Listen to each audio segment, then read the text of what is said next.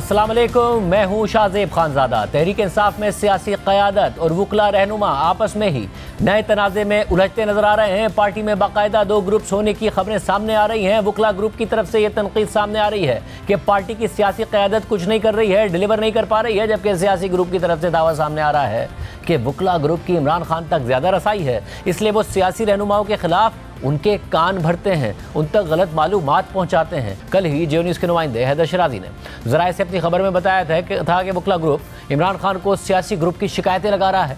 जिन सियासी रहनुमाओं के खिलाफ शिकायतें लगाई गई हैं उनमें अली अमीन गंडापुर, असद कैसर, जुनैद अकबर और शेर अफजल मरवत शामिल हैं।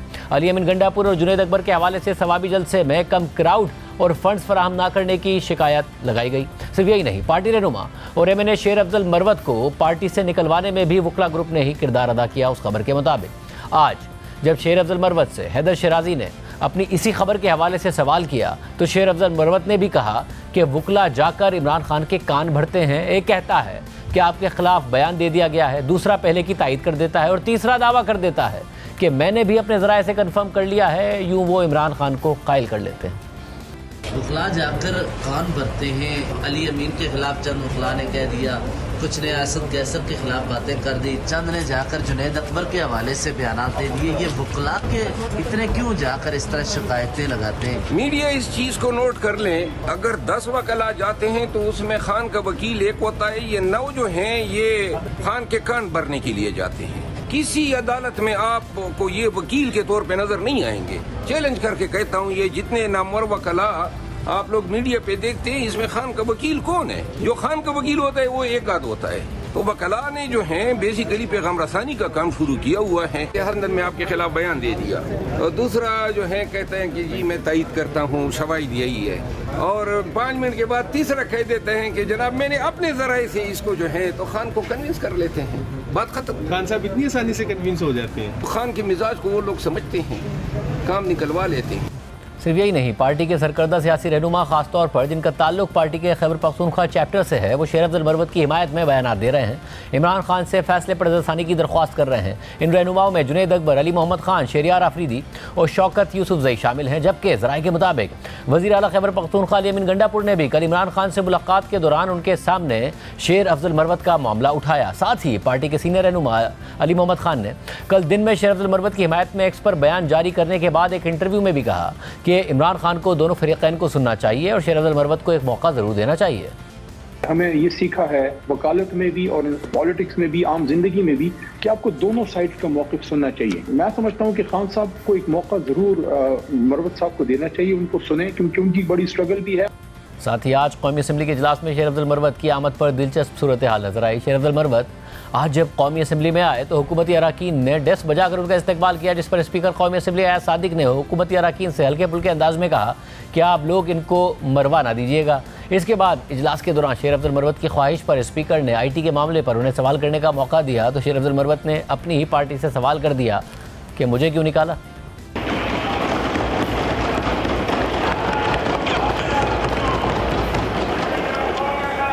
आप लोग चुप चुप आगे मरवाना दीजिएगा इनको।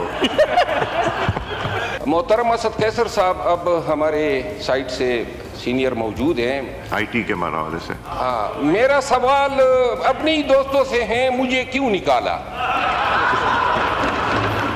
ये तमाम मामला हो रहे हैं। हमारे साथ मौजूद हैं शेर अफजल मरवत साहब। मरवत साहब, बहुत शुक्रिया हमें शो में ज्वाइन करने के लिए। मरवत साहब, सबसे पहले ज़ाहिर है आपके हवाले से एक बड़ा कदम पार्टी ने उठाया। आपने उस हवाले से एक तफसीली कल ट्वीट भी किया। आज आप असेंबली में गए और आपने कहा मुझे क्यों निकाला। सवाल आपने अपनी जमात से ही किया, तो जवाब मिला आपको या नहीं मिला अभी तक? जवाब उनके पास है ही नहीं, कोई वजह ही नहीं है, बस बुरा करना चाहते थे। और किसी भी पार्टी में किसी भी पार्टी के मेंबर के साथ इससे बड़ा बुरा क्या हो सकता है कि आप उसको पार्टी से ही निकाल दें और वजह का इल्म ना हो। जिनको निकालना था, जिन्होंने अपना ज़मीर बेचा, वोट बेचा और जिनको शौकास दिए गए, वो तो पार्टी में हैं। और ये गलत बयानियों पे, मुनाफिकत से भरपूर बातें खान के कान में डालने की बुनियाद पे ये 1 साल के अंदर इन्होंने तीसरी दफ़ा मुझे निकलवाया है। फिल वक्त तो ये जीत गए हैं, मुझे गिरा दिया, लेकिन मेरा ख्याल है कि झूठ जो है इसके पाँव नहीं होते हैं, जल्दी बाउंस बैक करूँगा। मतलब साहब बहुत कब हुआ है पाकिस्तान तहरीक इंसाफ में कि पार्टी क़यादत कोई फैसला करे मगर उसके बरक्स एक सपोर्ट नज़र आए, और ऐसी सपोर्ट कि जुनैद अकबर साहब के दरमियान और अली अमीन गंडापुर साहब के दरमियान खबरें आती रहती हैं कि आपस में इख्तलाफ होगा, मगर आपके हक़ में दोनों ही बात कर रहे हैं। अली मोहम्मद ख़ान भी आपके हक़ में बात कर रहे हैं कि आपको मौका दिया जाना चाहिए था। इसके अलावा शहरियार आफरीदी भी आपके हक़ में बात कर रहे हैं। तो बहुत सारे रहनुमा जो आपके हक़ में बात कर रहे हैं, जो तहरीक इंसाफ में कम होता है। तो ऐसा कौन है जो इतना ताकतवर है कि उसने इमरान खान साहब से फैसला करा लिया आपके खिलाफ? खान के गिर्द जिन लोगों ने एसार डाला है वो तकरीबन तमाम नॉन इलेक्टेड लोग हैं, और पार्टी के मामलात जो हैं अमली तौर पे वही लोग चला रहे हैं। और ये जो आपने इब्तिदा में बात की, तरीक़े वारदात यही बन जाता है, एक आगे हो जाता है कि जनाब ये इतला है, दूसरा तस्दीक कर देता है, और तीसरा कहता है जी मेरे शवाहिद या मेरे सोर्सेस ने भी कन्फर्म कर दिया है। अब 550 अयाम से ज़्यादा वक्त हो गया है, खान साहब अंदर हैं, 74 साल उम्र हैं। इन हालात में अगर खान साहब जो हैं उसके कानों में बातें डाल डाल के और बार बार तस्दीक हो जाती हैं, तो फिर तो ऐसे फैसले ही मुतवक्के हैं। और पार्टी के जो हमारे लीडर्स हैं वो छुपा रहे हैं इन चीज़ों को। छुपाने की ज़रूरत नहीं है, ये एक बीमारी है, बन गई है, और अगर इसका इलाज नहीं किया गया तो ये कैंसर बन जाएगी। अच्छा, मगर अब हुआ ये कि दर आपका जो एक इख्तलाफ हुआ, पहले सलमान अकबर राजा साहब ने आपके बारे में जब आप बयानात दिया करते थे पार्टी के हवाले से, तो उन्होंने मीडिया पे कहा कि ये बयान दे देते हैं, लोग इन्हें बुला लेते हैं, ये पार्टी को रिप्रेजेंट नहीं करते। फिर आपने उन्हें जवाब दिया। अब वो ये कह रहे हैं कि मेरा कोई ताल्लुक नहीं है। जब साफ़ियों ने सवाल पूछा, उन्होंने कहा इमरान खान साहब का फैसला है, मेरा कोई ताल्लुक नहीं है शरीफ अफजल मरवत साहब के पार्टी से निकाले जाने से। गलत बयानी है, सारा किया ज़रा इनका और इनके साथियों का है। और वो कैसे?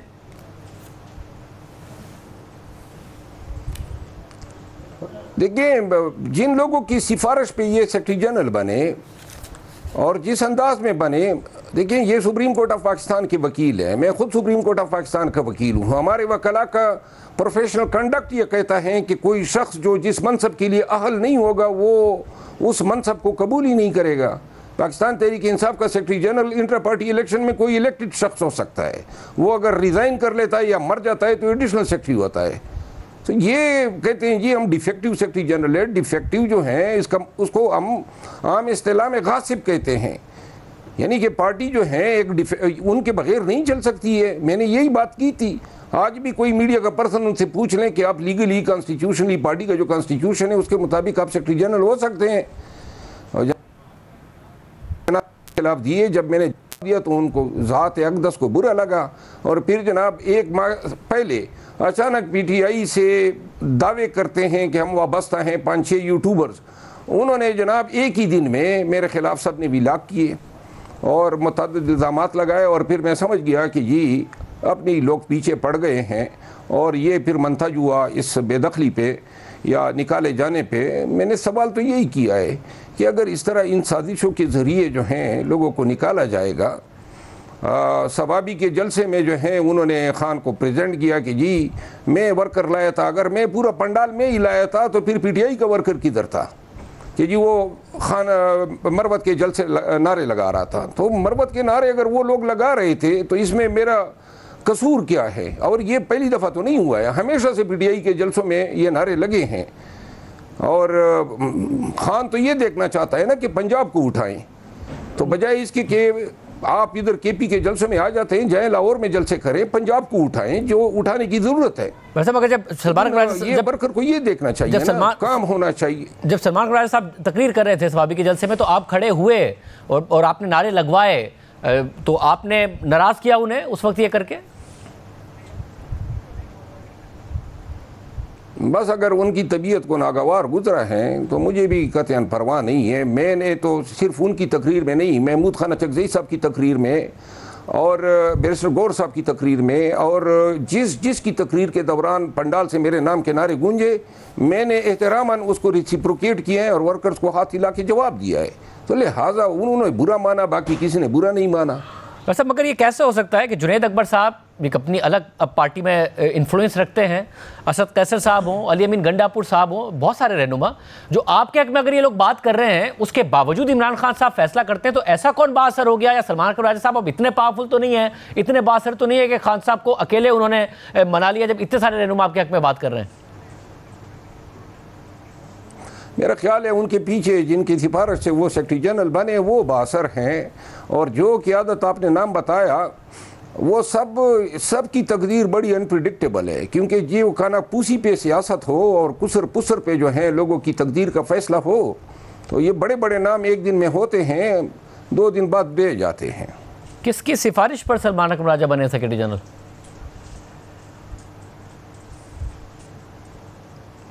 मेरा ख्याल है आपको खुद इसकी तहकीक करनी चाहिए, लेकिन बहरहाल बाअसर लोग हैं। बाअसर जो इमरान खान साहब के ज़्यादा करीब हैं? जी हाँ। जब आपका और सलमान अकरम राजा साहब का इख्तलाफ हुआ और अलीमा खान साहिबा से सवाल हुआ, तो उन्होंने जवाब सलमान अकरम राजा साहब के हक़ में दिया, ना कि आपके हक़ में दिया। उन्होंने तो यहाँ तक कहा कि हमारी पार्टी में मोल्स हैं।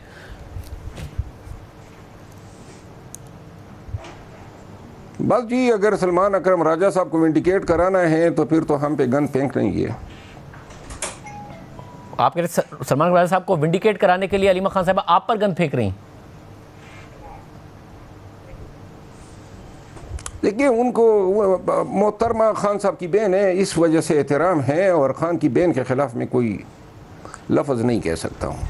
मतलब तो जब आपके खिलाफ सोशल मीडिया पर मुख्तलिफ यूट्यूबर्स ने बात की है, ये वही वक्त है जब अली अमीन गंडापुर साहब के खिलाफ भी की गई है, तो आप इसलिए कमज़ोर हुए कि अली अमीन गंडापुर साहब कमज़ोर हुए? ये कैंपेन क्या फिर कोऑर्डिनेटेड थी या अलग अलग थी? आप दोनों का आपस में इस हवाले से कोई ताल्लुक नहीं है? देखिए, मेरा कभी भी किसी भी ग्रुप के साथ कोई ताल्लुक नहीं रहा है। मैं सिर्फ खान को अपना लीडर मानता हूँ, और ये बात जो है बहुत से लोगों को नागवार गुजरी है। मैंने एक मौके पे ये भी बयान दिया था कि मैं मौरूसी सियासत का कायल भी नहीं हूँ। शायद ये बात भी कुछ लोगों को नागवार गुजरी हो। मैंने कभी भी किसी का सहारा नहीं लिया है, और ना कभी किसी की नाजायज़ या ज़्यादती को कभी मैंने बर्दाश्त किया है या उसकी परवाह की है। मैं समझता हूँ कि अगर मैं हक़ पे हूँ तो शायद पूरी पार्टी भी अगर मुखालिफ हो जाए तो मुझे इसकी कतई परवाह नहीं है। जहाँ तक यूट्यूबर्स का ताल्लुक है, ये 5-6 यूट्यूबर्स इन्होंने मेरे हक़ में इब्तिदा में बड़े विलाग किए, लेकिन अचानक आज से कोई 1.5 माह या 1-1.25 माह कबल जो हैं, ये 6-7 यूट्यूबर्स ने एक ही रोज़ में मेरे ख़िलाफ़ विलाग कर दिए। अब ये इत्तेफाक नहीं हो सकता। ये वो है लोग हैं जो दावे करते हैं कि हम PTI के कास की जंग लड़ रहे हैं, वो शुरू हो जाते हैं मेरे हवाले से कि अली अमीन खान ने ये कहा है और फलां ने ये कहा है, और फिर इसके बाद मेरे ख़िलाफ़ बहुतान तराजियों का एक सिलसिला शुरू कर देते हैं। ये कोई साफ़त है? आपने ना मेरा मौक़िफ़ लिया है, आपने उन एलिगेशन को कभी वेरीफाई नहीं किया है। इस तरह की साफ़त का तो हमने सुना नहीं। इसकी शरीयत में कदगन है, अखलाकियात इसकी इजाज़त नहीं देते हैं। और फिर जब उन्हीं लोगों से मैंने इन हज़रत के हवाले से पूछा तो एक और जो है नई दुनिया के इंकशाफात मुझ पे हुए, और मैं अब इतना जो है तंग आ गया हूँ कि मैं अब संजीदगी से जो है इन लोगों प्रोपेगेंडा मशीन के लिए मैं अब ये सोच रहा हूँ कि जब भी ये मेरे खिलाफ विलाग करेंगे तो मैं भी अब रेगुलर विलाग करके इनके प्रोपेगेंडे का जवाब दूंगा। 2 मकासद होंगे, एक खान और पार्टी के काज को आगे बढ़ाना, और दूसरा इन लोगों को जो है उनकी औकात दिखाना। वैसे मगर इस सारी की सारी सिचुएशन में आपको लगता है कि जिस तरीके से अगर आपको पार्टी से निकाल दिया गया, अली अमीन गंडापुर से पार्टी की सदारत ले ली गई, वो सर्वाइव कर पाएंगे बतौर चीफ मिनिस्टर, जितना कुछ पार्टी के अंदर हो रहा है और पार्टी के अंदर जितनी तकसीम हो गई है? अली अमीन खान के ख़िलाफ़ अगर बिलफ़र्ज़ जो मामलात हैं, देखिए ये जो सब कह रहे हैं ना कि कोई जो है तफरीक नहीं है, मैं नहीं समझता हूँ कि पार्टी के मामलात जो हैं वो दुरुस्त हैं, क्योंकि हम अपने अमली काम से हट चुके हैं। जो काम हमने करना है पार्टी के और ख़ान के कास के लिए, हकीकी आज़ादी के लिए, ख़ान की रिहाई के लिए, वो तरजीहात अब रही नहीं है। तरजीहात 2 कामों के लिए लोग जाते हैं, और सारी सियासत का महवर PTI में है। या किसी ने वज़ीर बनना है, चेयरमैन स्टैंडिंग कमेटी बनना है, किसी ने एडवाइज़र बनना है, और दूसरा काम है या फिर जो पहले से बनी हुए हैं या जो मुअज़्ज़ज़ लोग हैं उनको गिराना है। बनाना और गिराना, ये आप देख लेना। 1 साल के अंदर पीटीआई की सूबाई हुकूमत केपी में 10 वजीर उठाए गए। नून में पंजाब में उनकी हुकूमत है, मरकज़ में है, पीपल पार्टी की सिंध में है, वहाँ तो एक वजीर नहीं हटाया गया। ये हमारे यहाँ कल्चर बन गया है, लोग जाके ब्लैकमेल करते हैं और इस वजह से जो है वज़ारा ज़िम्मेदारान जो हैं अपने आप को गैर महफूज तस्वुर करते हैं। बस जी कानों में बात डालने की देर होती है जनाब, लोगों की जो है किस्मत और तकदीर के फैसले हो जाते हैं। वैसे मगर जिम्मेदारी फिर इमरान खान साहब की नहीं है कि अगर कानून के भरे जाते हैं वो फैसले कर लेते हैं। अगर अब आपकी प्रैक्टिकली इस वक्त खैबर पख्तूनख्वा में सूरत हाल ये है कि जब आप वज़ीर आला को पार्टी की सदारत से हटाते हैं, किसी और को लगाते हैं, तो वज़ीर आला के लिए किसी जलसे की कामयाबी नाकामी में इंटरेस्ट क्या छोड़ा? इनफैक्ट उनका इंटरेस्ट ये होगा कि वो ज़्यादा कामयाब हो पहले से, या ये इंटरेस्ट होगा कि पहले जितना कामयाब ना हो और मुझे जज ना किया जा रहा हो? ये क्या फिर अच्छी पॉलिसी है? ये इफेक्टिव पॉलिसी है? मेरा ख्याल है कि सरदार अली अमीन खान गंडापुर को गिराने के लिए अपने ही लोग लगे हुए हैं। और चूंकि 9 मई के बाद जिस शख्स ने या लीडर ने मेरे साथ ताउन किया है और खान के कास के लिए जुर्रत दिखाई है, उसमें सर फहरिस्त अली अमीन खान है। मैं इनका वकील रहा, इनकी मसाइब तकालीफ मैंने देखे हैं कि इनके पाँव के 10 नाखून जो हैं निकाले गए, इसके गर्दन में जो हैं हथकड़ियाँ डाली गई 36 घंटे तक। सिंध, पंजाब, केपी तमाम थानों में इनको फिराया गया। एक फ़िक्र इससे लिखवाना था, लिहाजा मैं उनकी, और फिर ये जितने मैंने कन्वेंशन किए, ये प्रोविंशियल प्रेसिडेंट था, इन्होंने मुझे कोऑर्डिनेट किया और मुझे उन्होंने सहूलत दी। हर एक जलसा इन्होंने मेरे लिए मुतय, तो लिहाजा मैं इनकी इन चीज़ों को नहीं भूल सकता हूँ। मैंने अब जो है अपनी लोग वीलाग्स में जो मेरे साथ कर रहे थे उनके साथ भी कर रहे हैं, यही लोग अली मोहम्मद खान के साथ कर रहे हैं, यही लोग असद कैसर के साथ कर रहे हैं, यही लोग जो हैं हत्ता कि जुनैद खान के पीछे भी लग गए हैं, ये लोग जो हैं शहरियार अफरीदी को जो हैं और शानदाना गुलजार और इसके अलावा और बहुत से लोग हैं। ये सब वो लोग हैं जो पीटीआई के अपने होने के दावेदार हैं, लेकिन मुझे ये नज़र आ रहा है कि ये सब कुछ जो है अपने ही लोगों के मशवरे से हो रहा है और खुदा नख्वास्ता हम अपने काज से हटते जा रहे हैं। खान साहब जो हैं उसको मैं कोई इल्ज़ाम उनको एट्रीब्यूट नहीं कर सकता हूँ। वो 550 है हमसे ज़्यादा का कैदी है, महदूद उनकी जो है इंफॉर्मेशन तक एक्सेस है और वही मखसूस लोग जाके जो हैं बयानिए बनाते हैं। वैसे मगर आपने जब अली अमीन गंडापुर साहब की कुर्बानियों की बात की, दीगर लीडरान की ज़ाहिर बहुत सोबतें बर्दाश्त की हैं, शेर आफरीदी साहब भी उनमें शामिल हैं, पर गंडापुर साहब वो रहनुमा हैं जिनका इमरान खान साहब खुद सबको कहते थे और वो वाहिद रहनुमा थे कि जब जो रिहा होकर आए खान साहब ने खुद उन पर फूल पहनाए उन्हें और ख़ुद उन पर फूल बरसवाए। उसके बाद अगर खान साहब को कोई भड़काने में कामयाब हो गया अली अमीन गंडापुर साहब के ख़िलाफ़, तो ये साजिशी बहुत पक्के हैं या इमरान खान साहब के कान बहुत कच्चे हैं? मेरा ख्याल है, देखिए मैं आपको बताऊं कि 9 मई के बाद से लेकर 8 फरवरी तक खान साहब मेरी मिसालें दिया करते थे, मेरी जुर्रत की मिसालें दे देते थे, मेरी वफादारी की मिसालें देते थे। मुझसे ज़्यादा उनका मोतमिद कोई नहीं था। जो ही 8 फरवरी के बाद लोग निकले और कान भरने शुरू किए, देखिए खान साहब का इसमें कसूर नहीं है। महदूद तो वो जिन हालात से कैद तनाई का शिकार है और जो मसाइब वो भुगत रहा है, तो लिहाजा ऐसे फैसले करवाए जाना कोई ये नहीं है। और ये जो आप बात कर रहे हैं ना कि पीटीआई में जो है 2 दिन के बाद किसी की तकदीर का कोई पता नहीं है, कोई जाके जनाब किसी को गिरा सकता है। एक मसला है ऑर्गेनाइजेशनल, वो ये है कि पीटीआई में चपड़ासी से लेकर चेयरमैन तक के फैसले सारे खान साहब करता है और ये मौजूदा हालात में जबकि खान साहब अंदर हैं तो ये जिम्मेदारियां जो हैं ऑर्गेनाइजेशन को मिलनी चाहिए थी। मुझे निकाला, अब खान साहब जो हैं इन हालात में क्या एक इंडिपेंडेंट फैसला कर सकता था? कोई प्राब होता, कोई कमेटी बनती, मेरी कोई सुनवाई होती। ये इस तरह की चीज़ें नहीं होती है। जमहूरियत है हमारे पार्टी में भी और खान ने अपने वर्कर्स को बताया है कि अगर मैं भी गलत फैसला करूं तो मुझे भी न मानो, और क्या हम कोई गुलाम है? ये नोशन और स्लोगन तो पीटीआई का रहा है। तो लिहाजा ज़रूरत इस अमर की है कि जो ऑर्गेनाइजेशन है ऑपरेशनल जिम्मेदारियाँ उनको तफवीज़ कर दी जाए। हर चीज़ में जो है ये सिलसिला तम जाना चाहिए कि हर तकर्री के लिए हर एक आदमी खान तक भागता है। मेरिट होगा, लोगों की सलाहियतों को देखा जाएगा, तभी जो है दफातर मनासिब जो हैं लोगों को मिला करेंगे। ये जो तरीका है, मैं आपको एक मिसाल दूँ। एक दफ़ा खान साहब के साथ जब मैं उनका तर्जमान था तो खान साहब ने कहा कि जी असद कैसर साहब के भाई आकिब खान साहब को जो है स्पीकर बना दे और उसका ऐलान कर दे। हमने जाके बाहर ऐलान कर दिया कि आकिब खान साहब स्पीकर KP असम्बली होंगे। चंद अयाम के बाद जो हैं मुश्ताक गनी साहब आए जो लास्ट स्पीकर थे हमारे असम्बली के KP में, और फिर खान साहब ने कहा कि मुश्ताक गनी साहब को नोटिफाई कर दें कि ये हमारे स्पीकर के उम्मीदवार होंगे।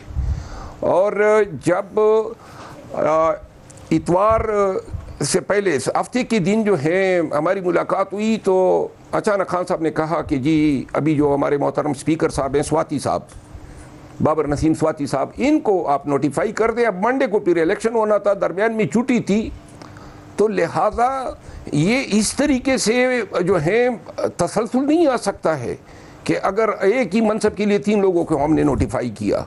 और ये बहुत सारे फ़ैसले हमने इसी तरह किए हैं, जो जिसकी जो अप्रोच हो जाती है वो जनाब चला जाता है, फ़ैसला तब्दील करवा देता है।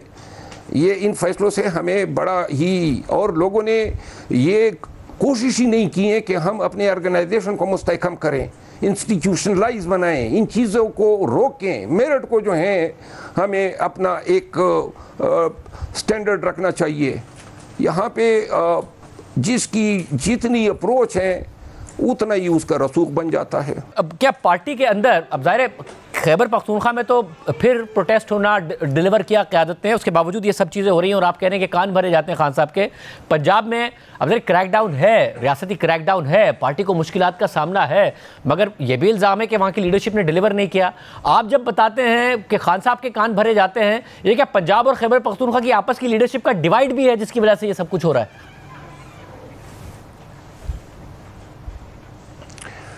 मेरा ख्याल ये है, इसकी असल वजह ये है कि जिन लोगों ने मारे काई हैं, जिनके बेड़े गर्क हो गए, कारोबार तबाह हो गए, कैद-ओ-बंद की सऊबतें बर्दाश्त की, उन लोगों को उसका जो है रिवार्ड कोई नहीं मिला। चंद एक को मिला होगा, वो भी बड़े कम जो है हिस्से के मुताबिक।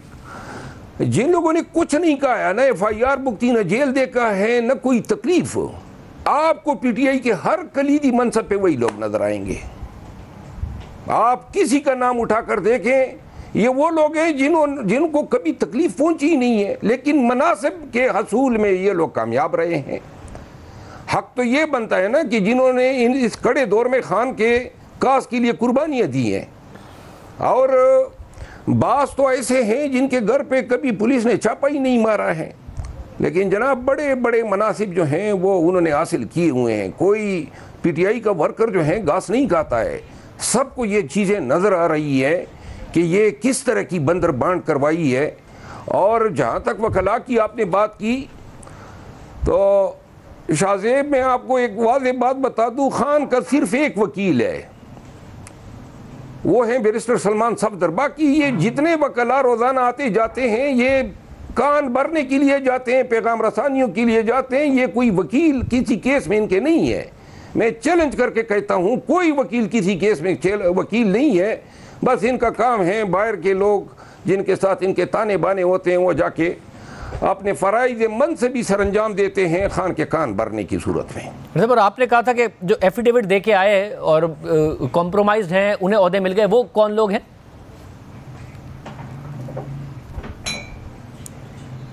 देखिए, आप खुद ही मतलब जायज़ा लेना, आपको नज़र आ जाएंगे। आपको किसी एक कलीदी मनसब पे बैठा हुआ शख्स कभी गिरफ्तार नज़र नहीं आएगा। मतलब फिर तो बैरिस्टर गौहर साहब गिरफ्तार नहीं हुए हैं, वो भी आप कह रहे हैं कि वही हैं? बैरिस्टर गौहर मेरे साथ ही गिरफ्तार हुए थे। बैरिस्टर गौहर के बारे में मैं पूरे दावे से कहता हूँ कि वो एक सेन आवाज़ है और ख़ान के वफ़ादार तरीन लोगों में हैं। PTI के चेयरमैन होने का फ़ायदा इसको मिला है कि हुकूमत ने थोड़ी रियायत बरती है, वरना बैरिस्टर गौहर साहब जो हैं और वो बड़े ही मदम मिजाज के हैं, उसकी जो शख्सियत है हमारे से बिल्कुल उलट है, इस वजह से भी जो है उनके लिए कुछ ज़्यादा मसाइल नहीं बने। लेकिन और बैरिस्टर गौर साहब 9 मई के बाद आए हैं, लेकिन मैं तो उनकी बात कर रहा हूँ ना जो 9 मई से पहले पार्टी के साथ और खान के साथ होने के दावेदार हैं और जो बाद में 8 फरवरी के इलेक्शन के बाद बड़े अच्छे अच्छे मनासिब पे बराजमान हो गए। बात तो मैं उनकी कर रहा हूँ, उनकी क्या कंट्रीब्यूशन है? उन्होंने कोई पार्टी के लिए, खान के काज के लिए कोई कुर्बानी दी? ये जो लोग हैं, खवातीन और मर्द, हज़ारों लोग आज भी पाबंद सलासले, सैकड़ों गाड़ियाँ 26 नवंबर से हमारे वर्कर्स की मिसिंग है, लोगों के घरों में जो हैं चूल्हे तक नहीं जल रहे हैं। उन लोगों को हमने क्या दिया है? वैसे तो सलमान अकरम राजा साहब भी 9 मई के बाद ही आए ना पार्टी में। लोगों को बार सलमान अकरम राजा साहब भी तो 9 मई के बाद ही आए पार्टी में। कौन? सलमान अकरम राजा साहब जी, सलमान अकरम राजा साहब 9 मई के बाद आए हैं और फिर सेक्रेटरी जनरल बन गए। तो मगर आप कहते हैं ना पहले जो साथ थे और एफिडेविट दिए, तो उनकी भी आमद बाद में ही हुई है, 9 मई के बाद हुई है, तो आप उन पे भी इल्ज़ाम नहीं लगा रहे हैं इतना थोड़ा बहुत, तो वो भी गिरफ्तार हुए हैं एक आध दफ़ा। मैं किसी पे इल्ज़ाम नहीं लगा रहा हूं, लेकिन मैं ये कहता हूं कि ये तकसीम मेरिट पर होनी चाहिए। देखिए, अगर जो क़यादत 1 साल से 8 फरवरी के बाद बैठी है PTI की, तो आप देखें ना, कोई एक रत्ती बराबर इनकी कोई कामयाबी है? पॉलिटिकल फ्रंट पे, अदालती फ्रंट पे पूरा पाकिस्तान खान के साथ है। पूरा पाकिस्तान जो है PTI का नाम लेवा बना हुआ है। इतनी पब्लिक सपोर्ट के बावजूद हम क्यों डिलीवर नहीं कर पाए? हम मैंडेट लेने में नाकाम रहे।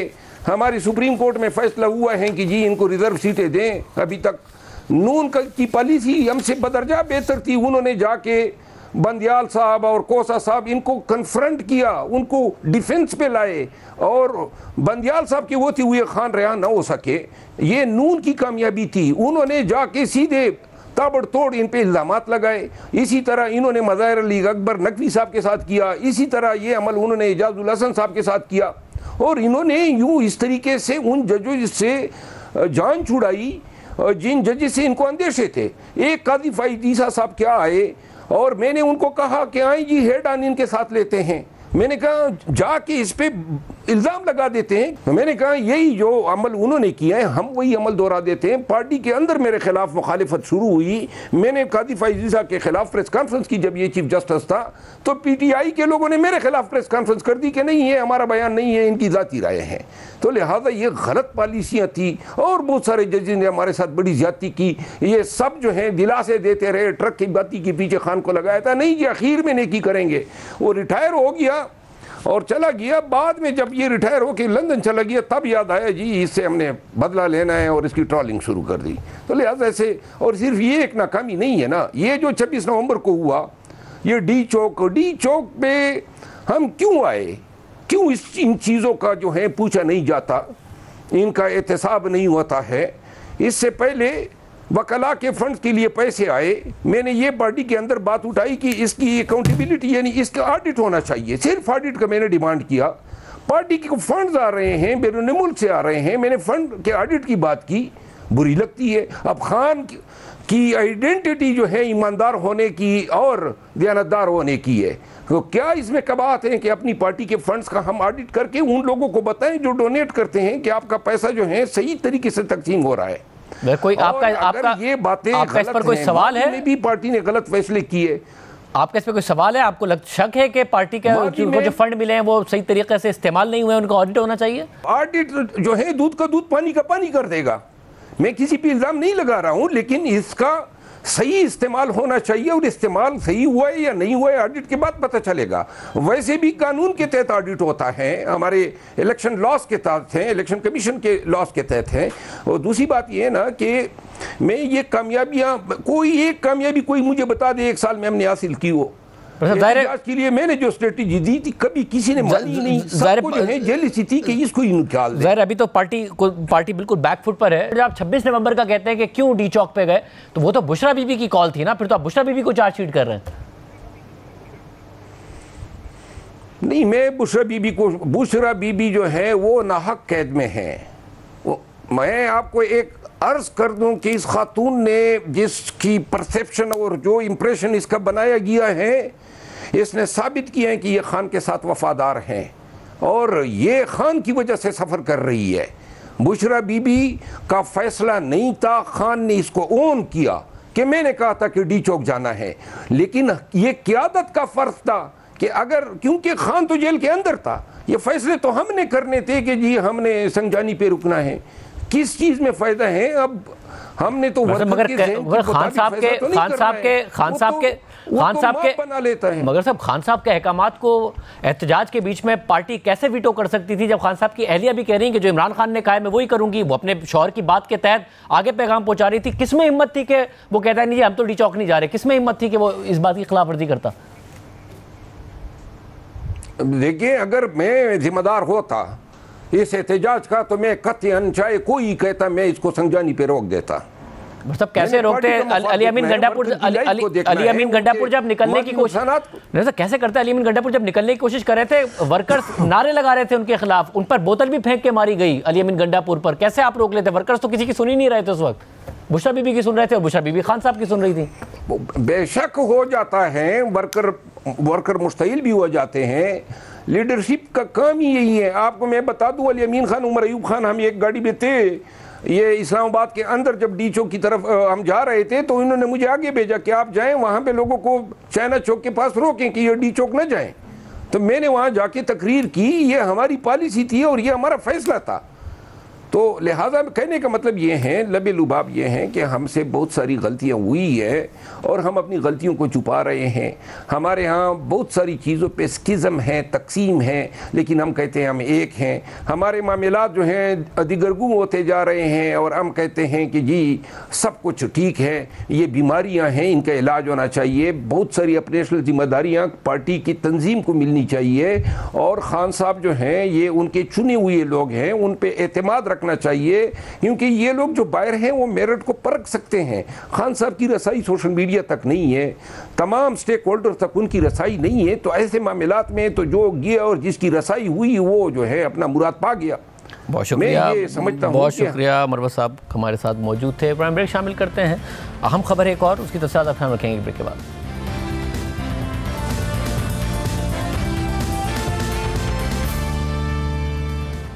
कराची में 6 जनवरी से लापता मुस्तफ़ा आमिर के कत्ल की आज पुलिस की जानिब से तस्दीक कर दी गई है। साथ ही मुल्जिम अरमगान के बंगले पर मुस्तफ़ा के कत्ल से लेकर उसकी लाश को गाड़ी समेत जलाने और फिर एक लावारिस लाश के तौर पर बलूचिस्तान के ज़िला हब में दफनाने तक की दिल दहला देने वाली तफसीलात सामने लाई गई हैं। पुलिस के मुताबिक इस केस में शिराज उर्फ शावेज़ नामी शरीक मुल्जिम को हाल ही में गिरफ्तार किया गया। तो फिर इसके बाद क्राइम सीन से लेकर लाश को दफनाने तक केस की सारी तफसीलात मिल गई। पुलिस के दावे के मुताबिक मरकज़ी मुल्जिम अरमगान और शरीक मुल्जिम शावेज़ स्कूल के दिनों से दोस्त हैं। मकतूल मुस्तफ़ा भी उनका दोस्त था। न्यू ईयर्स के मौके पर भी एक साथ थे और उनका आपस में तनाज़ा हुआ था और इसी तनाज़े के तसलसल में 6 जनवरी की रात को अरमगान ने मुस्तफ़ा को फ़ोन करके अपने घर पर बुला लिया।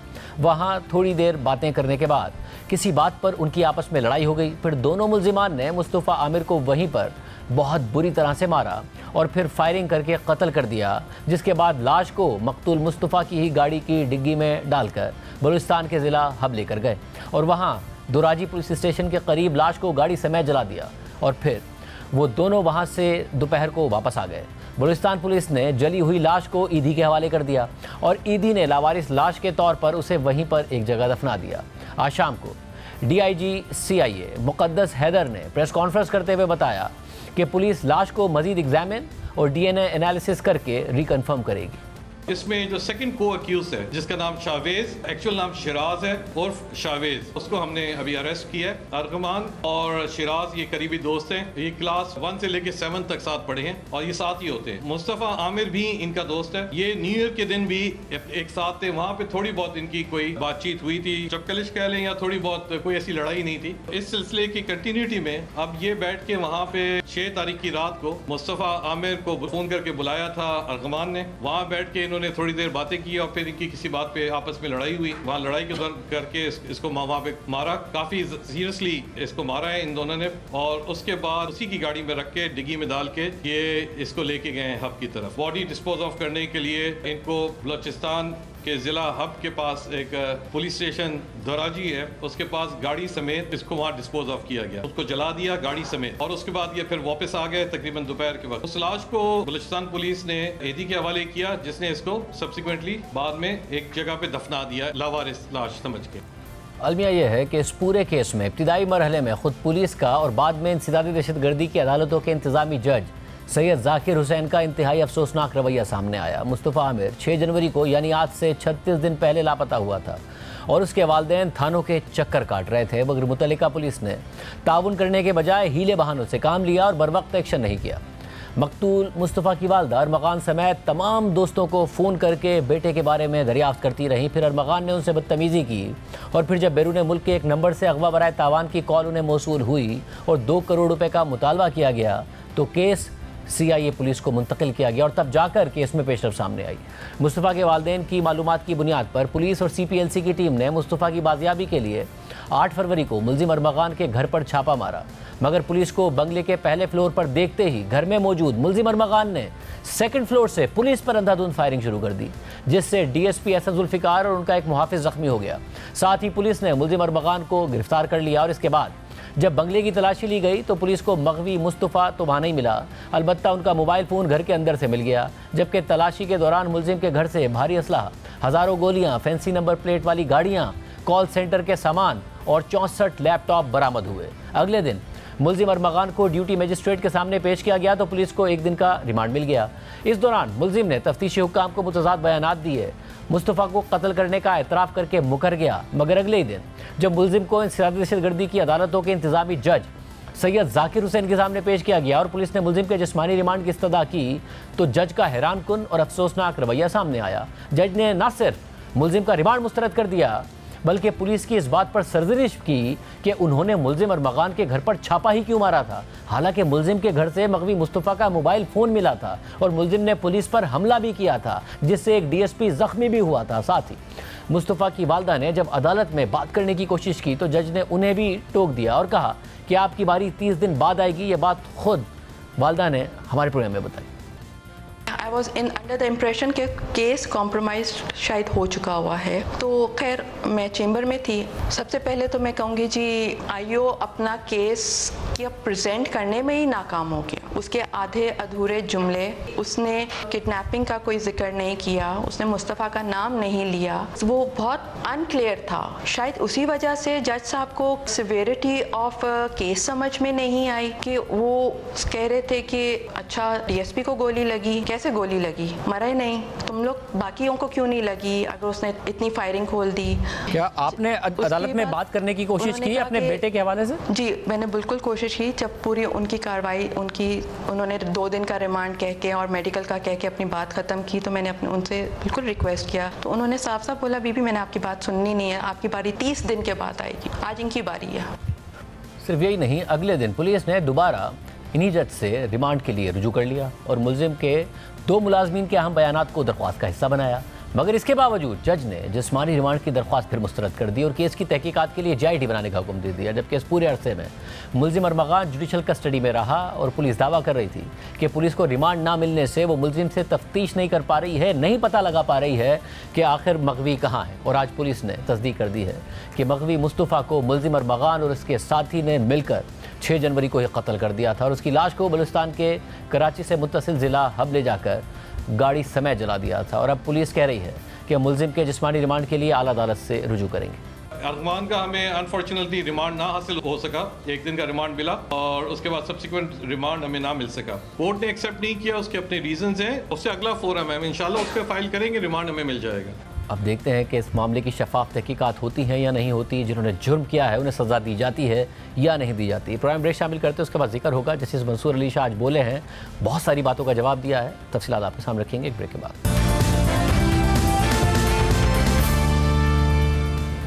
सुप्रीम कोर्ट के 6 मुस्तकिल और 1 कायम मकाम जज ने आज हल्फ उठा लिया है और इस हल्फ बर्दारी के मौके पर सुप्रीम कोर्ट के सीनियर तरीन जज जस्टिस मंसूर अली शाह ने हुकूमत के इल्ज़ामात और चीफ जस्टिस याया अफरीदी के तहफ़्फ़ुज़ात का जवाब भी दे दिया है। हुकूमत की जानिब से सीनियर जजेस के खत लिखने पर तनकीद की जा रही थी, जबकि चीफ जस्टिस याया अफरीदी ने गुज़िश्ता दिनों सहाफ़ियों से गैर रस्मी गुफ्तगू करते हुए कहा था कि मेरे साथी जजेस जो कॉर्पोरेट केसेस करते थे वो आजकल केसेस ही नहीं सुन रहे हैं, इसलिए जस्टिस मियां गुल हसन औरंगजेब को सुप्रीम कोर्ट लाया गया।